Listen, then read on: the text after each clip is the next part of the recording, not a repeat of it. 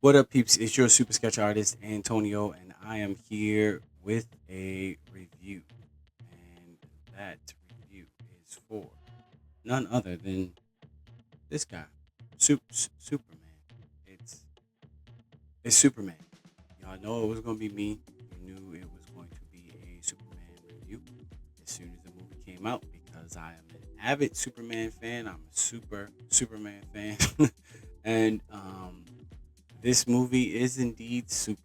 It is indeed super. This is going to be a spoiler review, spoiler free review. I'm sorry. This is going to be a spoiler free review. So don't think that I'm going to spoil anything, even though I don't think there's necessarily anything too much to spoil in this movie. It is a superhero movie. First and foremost, this is a superhero movie. If you're going in expecting anything other than a superhero movie, then you already are messing yourself up. Secondly, this is a James Gunn superhero movie. If you've not seen any of the other James Gunn movies in the last 10 years, go watch them because they are really good, especially Guardians of the Galaxy Volume 3. That was a great movie that had a lot of characters in it, that gave all the characters their different beats and things of that nature. And this is another movie very akin to it. This movie has a lot of moving parts in it. And that is one of my favorite things about this movie is all of the moving parts. It doesn't just hyper focus on Superman because you've seen Superman in what at least 4 to 5 movies already. What it does is it gives you exactly what makes Superman great, which is it gives you beats with him and it gives you beats with the other people around him. You get to see how Superman not only drives others to be good through inspiration, but how he drives people nuts by him just being himself. You see the Justice, what they're called the Justice Gang in here, which is a funny, like, kind of running joke. And you see Guy Gardner, you see Mr. Terrific, you see Hawk Girl, and eventually you see another character that was already shown, which is the Elemental Man, which is what I his name's Rex Mason. I call him Metamorpho. That's how I always know him as Metamorpho. And you see some other characters in there. The cool thing about Spider Man is the cool thing about uh, Superman as well, which is their collective cast around them, including their rogues gallery, are what makes them actually really good. It's not just them just oh I'm awesome all by myself, which both characters are. Both characters also work extremely well when they are surrounded by a cadre of characters that are equally interesting, and that's exactly what you get in this movie. Not only do you get a Superman that I feel is one of the best portrayals of Superman, but you also get very good portrayals of Lois, which if you know anything about Superman, you know Lois Lane is an integral part of the Superman mythos. As much as Mary Jane is to a Spider-Man, Lois is to a Superman. Lois was the original Mary Jane. She was the original love interest in comics that was on again, off again. And I love what they did with this movie. This movie speeds you up and jumps you right into present day. Hey, you know what metahumans are, or whatever we're calling them, superheroes. And guess what? You already know who Superman is. We're not going to treat you like you don't know what Superman is. We're not going to treat you like the people around him have never seen Superman or anything like that, or any of that type stuff. We're gonna already speed you up and figure, and we're just gonna assume that you already know who Superman is and who Clark Kent is. If you don't, one Google search will help you out. So, but when you go into this movie, there's none of that. They immediately get it right out the way. They give you right at the beginning something to let you know, hey, this is the now. Everyone knows who these people are. So here's the story right now. The one thing that, well, one of the many things that I love about this movie is I love how Superman interacts with the people of Metropolis and how having someone like Superman affects you as a a, a resident of Metropolis, because it is going to affect you. Having a guy that can do all the things that Superman can do, it gives you a level of invulnerability, and to a sense, to know that, oh well, Superman can save me. Superman can save us. Not only does it do it for Metropolis, but it does it for the world, and the world expects Superman at this point to be able to help them if need be. Superman's going to save us. It gives you almost a naivete to a bunch of things, which you'll see in this movie. You'll see an air of naivete with the people around him. Oh well, I see danger, but I'm not maybe even reacting to it the way that an average person probably would. Why? Because we know that we have metahumans. We know that we have Superman and other people like a Guy Gardner, Mr. Terrific, and Hawkgirl just one iota of a second away, and here they are. That's the joy of this situation, is you also get to see not only how Superman handles helping and saving people, but also how the other cadre of superheroes save people and how they interact with people. And people love superheroes. My favorite anime is My Hero Academia. And in that world, it's akin to this one, where everyone knows that superpowers are real and superheroes are a thing. And there's hero worship, literally, for this. And there is in this world as well. And they don't shy away from the fact that if Superman was real, everybody wants to be like, "Oh my gosh, Superman! Like you're very cool." Another thing about it is James Gunn did a great job of making this world very akin to the actual world where we live in, where at the moment's notice you could be praising someone could be walking on air. In your mind, they're on cloud 15, they're the greatest of the great. And at the second that social media just starts to tear them down, or you see something that shows them in a light that's not so great, you have people that automatically are like, "Well, I didn't really like him anyway." And all this, and even in the reviews of this this movie that I've seen so far, you have these, to me, just completely left field reviews of how this movie is and what people were expecting, which makes me think, what were you actually expecting? And some of these people, in essence, there's a representation of those people in the movie, which I thought was absolutely hilarious. So great job to James Gunn for doing that representation, because it is so important to show the nuances of society and how that can affect not only each other but actual superheroes, and what it can do to their psyche and their mentality and their view in the public eye.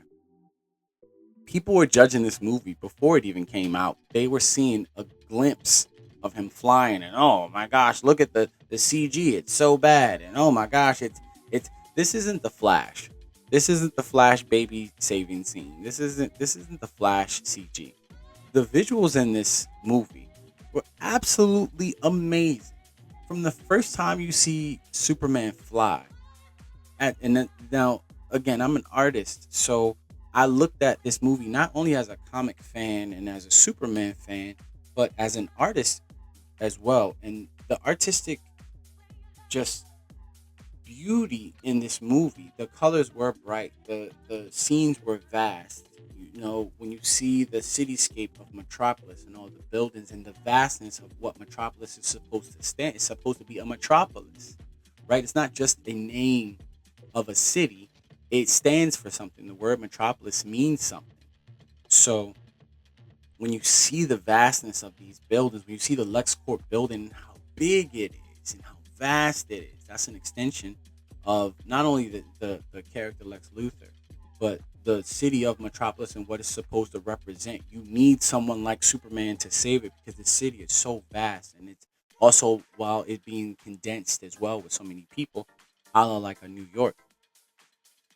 I really, really enjoyed how Superman wove through this. And again, the flying that he did throughout the movie, whether it was a slow flying, hovering, there's multiple scenes in this movie where Superman is the glimpses of him just being are very much right off of the comic page. They're right off of the TV screen, things that we've seen, these images that we've seen Superman have throughout the years.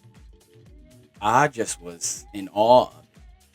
And as you see Superman just maneuver that, it's very beautiful to see. And how not only him, but the other heroes and villains, how they use their powers, how they interact, how they weave. That stuff was beautifully done. The CG on this was great. Was it perfect? No, but m- most CG is not. At the same time, we're generally holding that to a standard that's unreal.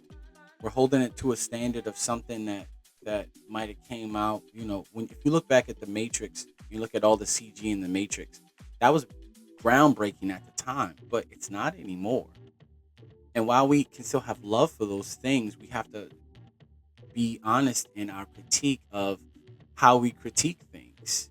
What standard are we really holding? Are we holding it up to a viable standard? Or are we holding it up to an imaginary standard where, well, it's never just going to be as good as this, it's never as good as that? Well, that thing wasn't that great when we look at it. When we actually take it from a lens, this could have been better, that could have been better, the lighting could have been better here.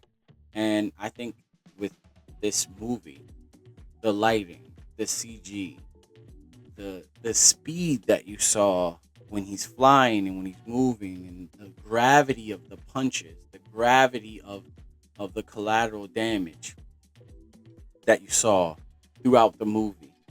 I absolutely love that. And there's a if you watch even the trailer or anything like that, you see some of the pitfalls that and enemies that he comes against. One of the fight scenes in there, the care that Superman shows for Metropolis and its people is so amazing because Superman loves everybody. From even the enemies of it, he doesn't want to hurt them, all the way down to an animal, that can't respond to him the way that a human can. Superman still shows them the utmost care. He doesn't want to hurt people. And that's what Superman's goal is, to make sure that he's there spreading as much peace as he can. He's a symbol of peace, right? Um, it's funny that we have people talking about, oh, well, Superman is so woke, and Superman has been woke since he came about. Since he came about, what he stood up for, his origins, who he was created by, has always stood up for the people, standing up to someone that was trying to oppress them. And that's probably my favorite thing about this movie is the dance between him and Lex. Oh my gosh. The portrayal of Lex Luthor in this movie is spot on. I didn't think that they could get better than Smallville. But Smallville knocked it out of the park. I mean, Gene Hackman did an okay job, and Kevin Spacey was okay. But Gene Hackman, the portrayal of this new Lex is absolutely second to none. It's the best portrayal of portrayal. I keep saying betrayal. It's the best portrayal of Lex Luthor we've ever seen on film, in my opinion. The only thing that even comes close to it, or I guess you could say it's a 1A, 1B. Well, this is the best live action Lex. The best Lex to me is the Justice League animated, Superman animated Lex. That Lex was a problem.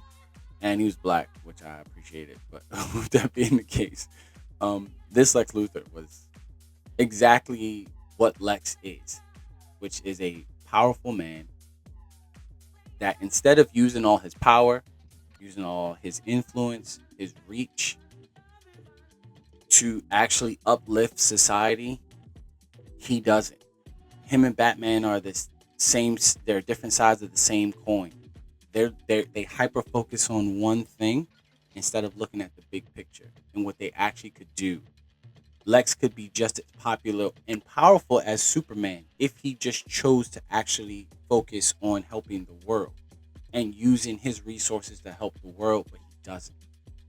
He's hyper focused on Superman because of his own emotions towards Superman. And that's what makes him weak in the grand scheme of things. That's why you're weak, Lex. It's not because you're a human. It's because you let your emotions get the best of you in the worst way possible. And you choose to focus your hatred and your envy and all the different things that he feels towards Superman toward a being who is the exact opposite of that. Somebody who wants to help everybody from an elderly old man to a crooked, megalomaniac to a dog or even a squirrel. That's the joy of who Superman is. And that's the joy of who Lex is as a villain. You want to root against the villains. You want to hate the villains. You know, we love our villains, but we love to hate our villains. And you love to hate this Lex. Oh, man. Gee, he is a despicable kind of guy. He reminds me so much of Leonardo DiCaprio's character in Django, where this was a charismatic guy who, when he's on screen, he's oozing charisma, but you hate him and you want him to get his just dues. And just like Leonardo did in this one, you get to see how that comes full circle for Lex. I was just absolutely amazed. I kept like there's multiple times where I just kept being like, this Lex is amazing. Oh my gosh, this Lex is so good. I can't believe this Lex is so good. And when I saw who was playing Lex, I've seen him play other he's been in other superhero movies. He played Beast in the X-Men First Class movies and stuff. That's all I really knew him from. And then when I got to that, I was okay, well, he's an actor, so I always assume an actor can play a role because they're an actor. That's what their job is set to do. I stopped being like, oh, they can't play this character. Mm-mm-mm-mm. Once I saw Rob Pattinson play Batman and kill it, I was like, all right, well, let me stop saying this about anybody that they can't play the role. It's all about the script and it's all about the director and their own skill. And so I nowadays I don't assume that an actor can't do this a role that they might be up for. I just wait to see.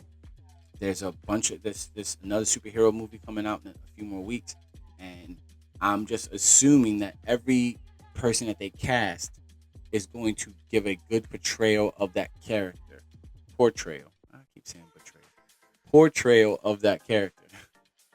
And that they are going to do that character justice. Lex was done so much justice. Speaking of justice, the Justice Gang.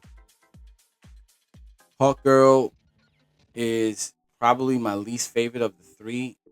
And the thing about Hawk Girl is, of the three, she has the least dynamic array of powers and presence on screen. She's great when she's on screen. She's great. And her attitude is very in line with what Hawk Girl is. I just think they didn't give her enough. And there's one part of what she does that I don't like. One of the few gripes that I have in this movie, that was one of them, is one of the little, and it's a little thing that she does when you see her on screen using her powers that I'm like, Hawk Girl doesn't usually do that. But maybe they felt like they had to do that because of her name and power set. Okay. But I liked her interaction when she had interactions with Superman, the other metahumans, that's what they're called in this movie. I thought that was great. Guy Gardner. Like, as soon as I saw the casting for Guy, I already knew he was going to be able to pull that off. People have been asking for that for a long time, and James Gunn gave it to us. Knowing what to expect, I'm a huge Green Lantern fan. I'm a huge Green Lantern fan. And knowing that we were going to get one of my favorite Green Lanterns, because he is from Baltimore, just like myself, knowing that we were going to get him, knowing that we were going to see this brash Green Lantern, this no nonsense, dinky, corny kind of guy that's full of himself, knowing that we were going to see that version and see if it was going to be able to come from the comic pages and be portrayed in live action, well, we got to see that with Nathan Fillion, who did an amazing job. And sweet Lord, it's just he does exactly what I wanted Guy to do. He does exactly what I wanted Guy to do. I just wanted Guy to do exactly what ended up on the screen. I can't wait to. I have to own this on Blu-ray because I need to see all the bloopers and all the extra scenes, all the stuff that didn't make the cutting room floor. I wish I could get the Snyder cut of this movie already. I would watch a 4 hour version of this movie just to see all the little things that didn't make the cutting room floor. But to having seen the Ryan Reynolds Green Lantern, having watched the Green Lantern animated TV show, having watched the old Super Friends Green Lantern, this is the best adaptation of Green Lantern. And knowing that we're going to get the Green Lantern show that's going to have Hal and John in it gets me excited for what we can possibly see. Again, I like the CG. I liked the essence of what it really was, and I liked who Guy was. I wasn't a fan of their costumes, him and Hawk Girls, because that's more of it falls in line with more of the comic called the Terrifics, which is Mr. Terrific's group. So they're wearing that, gear that makes them look like a team. A la like the X-Men, where everyone kind of has little nuances to their suit, but their general suit is the same. Another character that we got to see a glimpse of is Maxwell Lord. Knowing that Maxwell, if you didn't know who Maxwell Lord is, again, do a quick Google search. How important that character is. What other characters can come from having Maxwell Lord already in this universe? Knowing what can come together gets me super excited, super duper excited. Lastly, you have Mr. Terrific, which was terrific. Oh my gosh, the actor who plays him got such a raw deal again in the X-Men First Class movies. As Darwin, he got easily the worst and stupidest death we've ever seen in a comic book movie ever, and he got every single bit of his redemption in this movie. Not only as like a comic book character, like playing a comic book character, but and this is the second iteration of Mr. Terrific we saw him in the Flash show. He was terrific in that. So I already had high hopes because it's easy to do a Mr. Terrific. He very much is a Tony Stark type. I'm a tech guy, and I have an air of confidence about myself, but not necessarily so much that it makes me like a prick like Tony, but it also kind of sets me apart from the average human being because I'm such a technological guy, right? Everything is so technical and so by the numbers and stuff like that. The I do have a bit of a coldness toward other when I'm talking and engaging with certain humans or with humans in general to an extent. But they gave him his flowers. Mr. Terrific got every last one of his flowers, and I absolutely loved it. I was sitting here like this to the screen, like, yes, this is so good. Oh my gosh, it's so good. So good. I don't understand how people can see this this movie. I kept thinking to myself throughout this movie, how can people look at this movie and think something is wrong with it? Or like just how what lens are you looking at it? And I would love to sit down with those people and have a conversation back and forth, but when you already have your mind made up, then you have your mind made up. So again, the supporting cast, the Jimmy, the again the role of Jimmy Olsen and what he plays, they did a different take on Jimmy for some reason, and it just worked because it was comedic gold. It's like it's a running joke. And say Lois, the interaction with Lois and Clark is the best we've ever seen. It's the best. I'm sorry, it's the best we ever seen. I thought the Henry Cavill version with him and Lois would be great, or really really good, and it was. This takes it to a whole nother level. There's a scene with them two that is absolutely amazing because it then goes to show Lois's superpower and why she's such a good reporter and why she's held in such high regard as a reporter because she gets a scene with Superman and Clark, and it's amazing. It's amazing, and I can't wait to watch it again. I guess I will be seeing this movie again because it not only is that good, but I have different groups of friends, and I'm the comic book guy, so people want to see the movie with me again.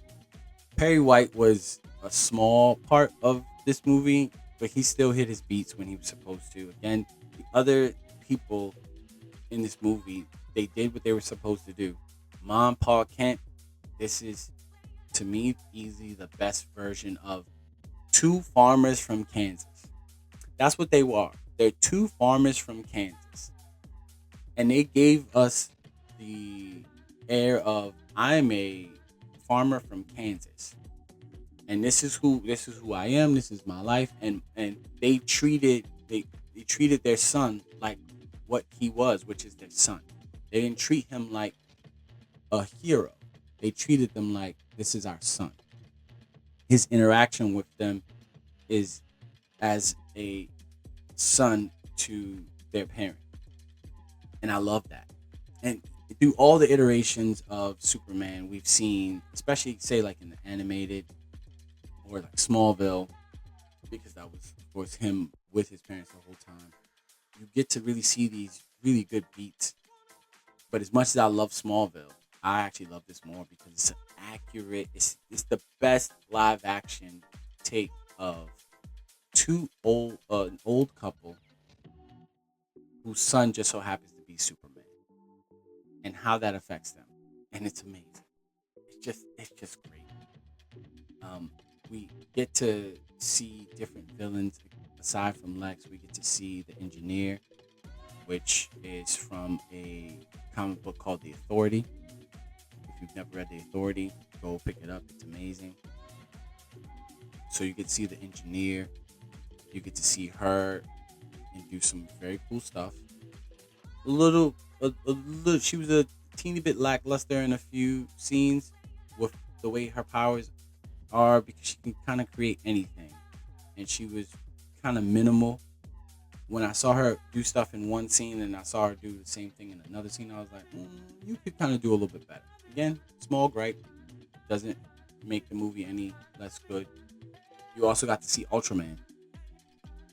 If you know who Ultraman is in the comic books, you know that Ultraman is an evil Superman from a different universe, and it's not necessarily it's not that perfect 1-to-1 ratio.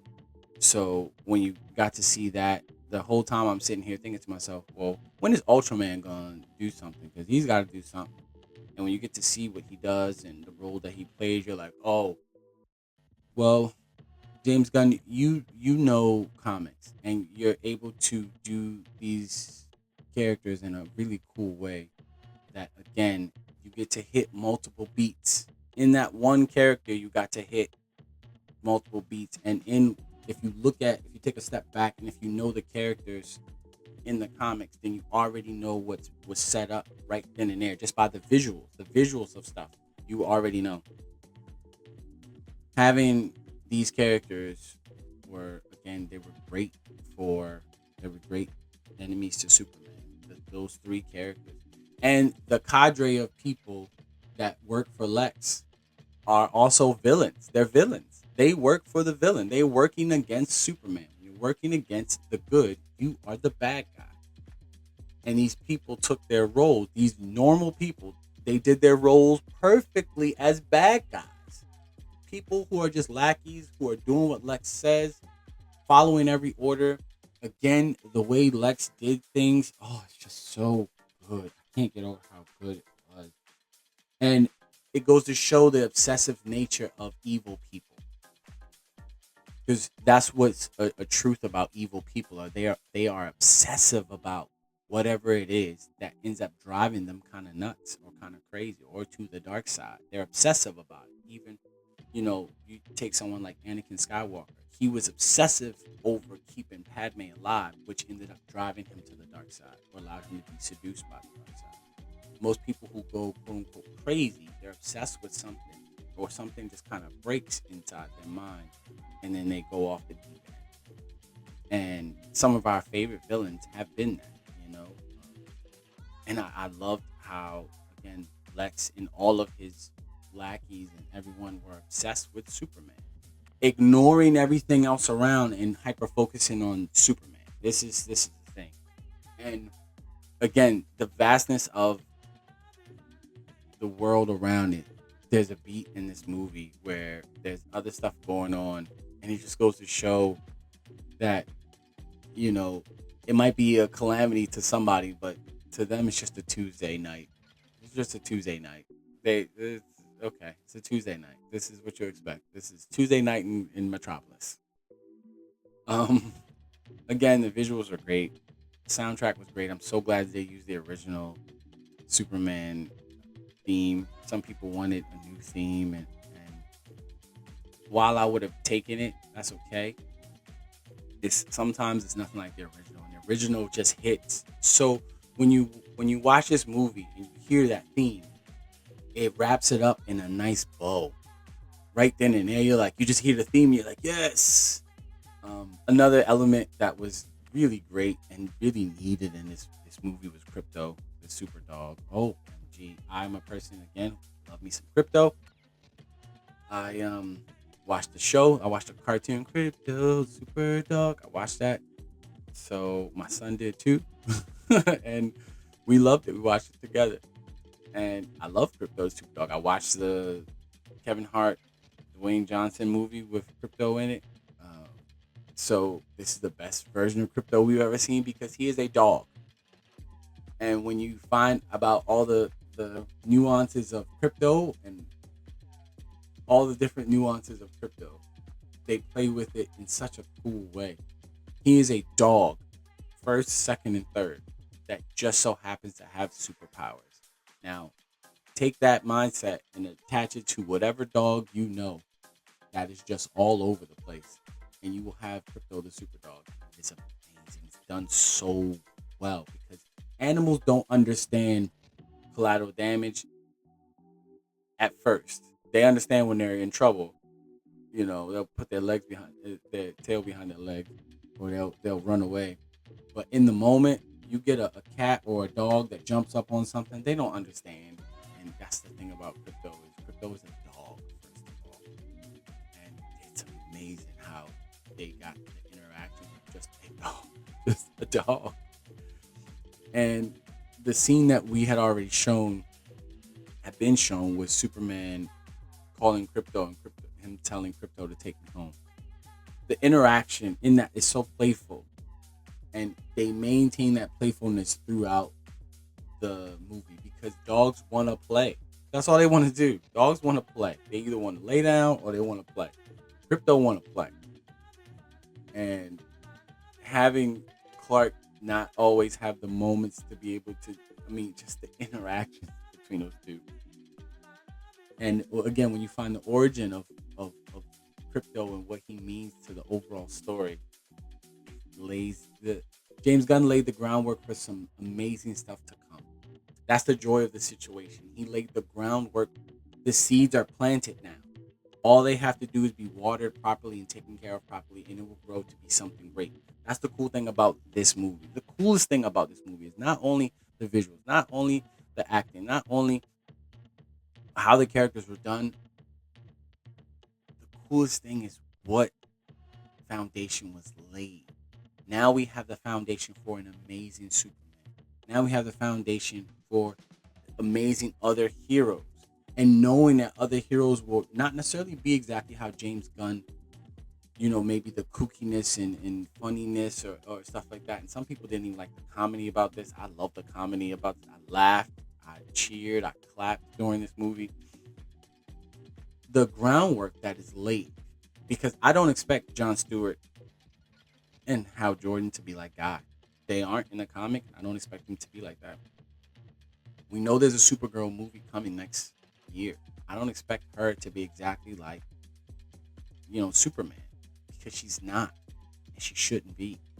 So I love that aspect of it. I love it. I love it. I love it. I love it. I can't wait to see the Supergirl. I can't wait to see all the things that even something like I know Peacemaker season 2 is coming out. Knowing that again, this is still in the James Gunn universe. Knowing that now whatever's in there, I treat it just like the Disney Plus shows where I'm gonna watch it because it's planting seeds for something that's gonna come out on the big screen or on the small screen later on down the line. And I want all my comic book stuff. I'm gonna keep supporting my comic book stuff. Why? Because I'm a comic book lover since I was a child and an artist. So supporting the art that is put into these movies is paramount. Supporting the artists that put their blood, sweat, and tears into it. Their names aren't on the front of the listing. They're the ones you gotta watch 10, 15 minutes down into the credits to see their name flash real fast. I am gonna keep supporting this for those people. That's what I watch these movies for. Not only for my own entertainment, but because I too one day would like to see my name scroll down in a movie. That's not a seed that I've began to plant, but I would love to be a storyboard artist. It's always been a dream of mine to work with movies and things of that nature. So yeah, with that being the case, I give this movie a 9 out of 10.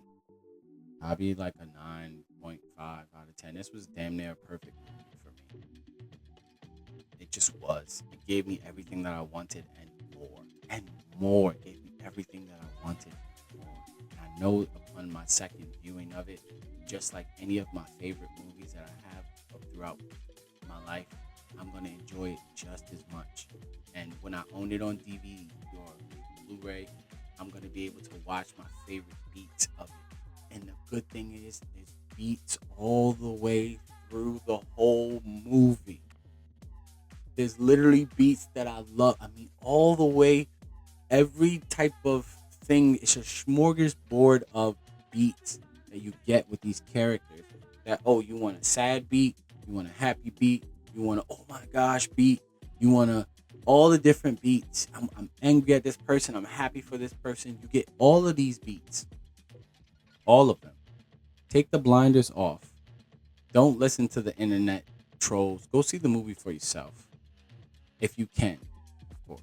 If you can see it on the big screen, by all means, because it's made. This is an experience that's made to be seen on the big screen.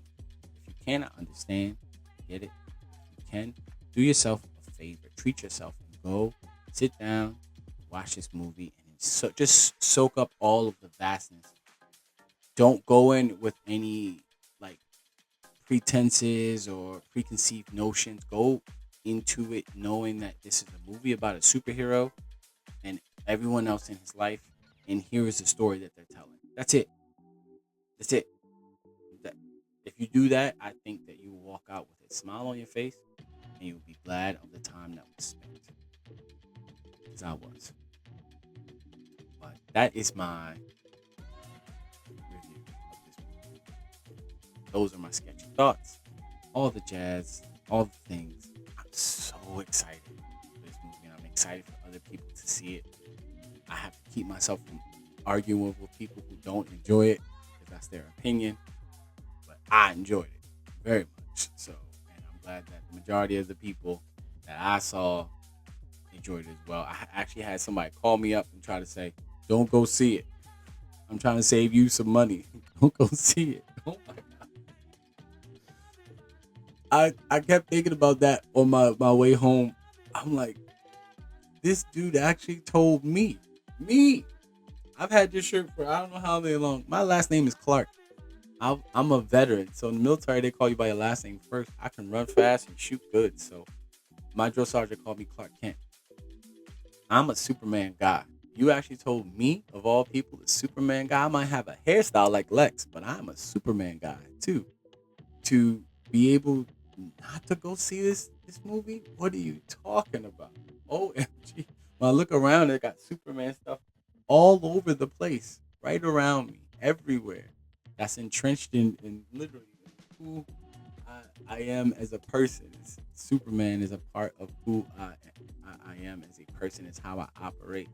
And I believe that Superman is a character that uses his power to support and love and care for those that are not as strong as he is.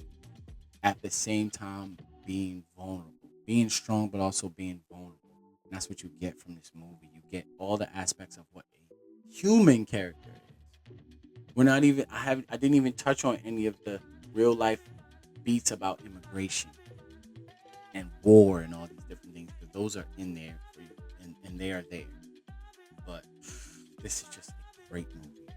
Go see it. With that being the case, this is your super sketch artist Antonio. Leave the comments, all the YouTube stuff. I'd love to talk to you about what you think about the movie. As always, be good to yourself, be good to others.